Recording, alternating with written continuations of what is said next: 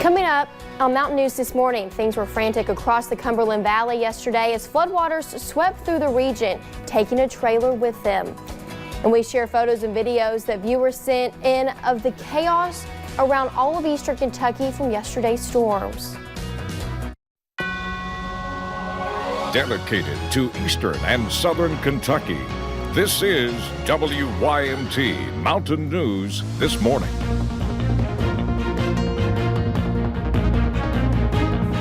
Good morning. The time is 4:59 on February 7th. I'm Madison Pergram, and thank you for joining us on Mountain News This Morning on this Friday morning. And as most of you know, if you've seen anything, it's been chaos around eastern Kentucky. Let's go to Brandon Robinson. Brandon, the story's been just all the flooding everywhere. And this morning it's the snow, and we have some on the ground in some locations already this morning. We've been tracking it since a little bit past 2 or 3 o'clock this morning. Let's take a look and see what's going on live pinpoint Doppler radar. Most of the transition has taken place across the area this morning, so we're going to continue to see things that are a little bit on the heavier side there this morning from one form of moisture to another. Also, some new winter storm warnings have popped up over in West Virginia and Virginia, but here in our area, winter weather advisory until 1 o'clock this afternoon. We're going to continue to see that trend. Visibility is pretty rough for us there for a little bit this morning. We're going to continue to see less than a 1 mile visibility there at times across the area, and basically everybody is less than that 5 mile threshold, so be extra careful out there this morning. Take a look at some of our cameras that typically see snow. It's already on top of US 119 Whitesburg Pine Mountain. It's actually on the roads too, so be careful out there. Slick roads a possibility this morning, a likelihood actually, and you see snow downtown McKee there on that camera. Temperatures basically where they're going to be all day long, upper 20s, low 30s, close to freezing for a lot of us, still 39 in Jonesville, and that is anywhere between 20 and 25 degrees colder than it was this time yesterday. So your out the door forecast basically 32s across the board, because we're going to be right there close to freezing all day long. We'll talk about the extended forecast and give you some more current conditions here in a little bit. Madison. Thank you, Brandon. Well, here's a look at the flooding in Harlan from yesterday. This is a bird's eye view taken from a drone by Adam Miracle. Some call it one of the worst floods in Harlan County's 200-year history.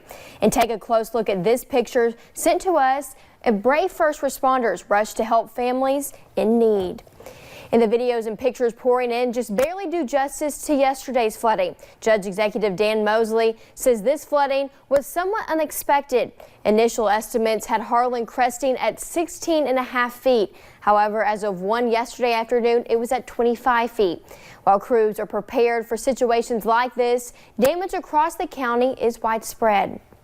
It's been widespread flooding. I mean, we've heard of homes flooding in Shield, Dayhoyt, Tremont, Cumberland, Baxter, Elkhorn, Cranks, and those communities I named span from one end of this county to the other, east to west, north to south. I mean, we've seen widespread flooding. It's not, in some certain cases, certain floods we've had here in recent years, it's isolated to one pocket of the county. That has not been the case with this. It's video like this just shows the damage that spans Harlan County. Rain falling across the Cumberland Valley swarmed homes and roads, sending people living inside scrambling to get to higher ground. First responders were set up with boats at the mouth of what were once roads, but are now raging streams and rivers. Some people in the community even woke up to find water in their homes. We woke up this morning about 8 o'clock to the fire department banging our door down, and we had about 3 inches of water at that time. I currently just went back to my apartment, and it's got about 3 foot of water in it. As the rain begins to die down in the area, many are left trying to figure out what can be salvaged. But thankfully, we have seen no reports of injury or death in the county. And another area that was hit hard yesterday is Middlesboro in Bell County. Waters there began to recede last night.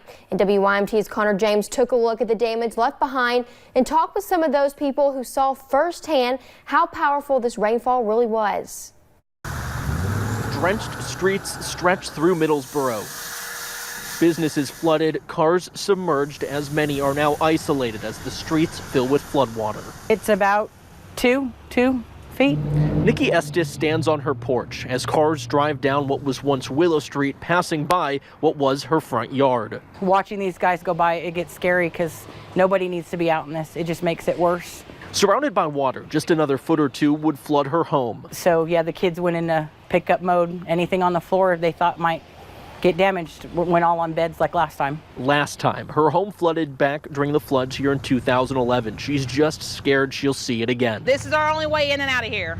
Across the street, Ashley Lovell's home is surrounded by floodwaters. At her old home, she saw flooding before. But nothing like this right here, what I'm seeing. Trapped on all sides, the family of 4 just waits for the water to recede. My kids right now are really scared. I think they're the most ones panicking. As of now, Ashley's home is still dry. Her neighbor was not as lucky. James Martinez's day started with a call to his landlord. Yeah, we have contacted him. He's trying to figure something out. More than a foot of water sits in his basement. All of our Christmas stuff is ruined. Every bit of it. Some things down here are replaceable, but other things are not. James's dad died 10 years ago. So did his wife's grandmother. All of those are gone. All the pictures that he drew, painted. All of her grandmother's stuff that she painted. Decades of the sentimental and irreplaceable now sit submerged, as many just wait for the water to recede.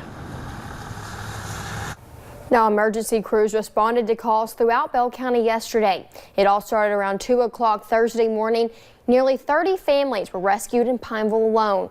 At one point, the 30-year-old $58 million floodgate closed for the first time.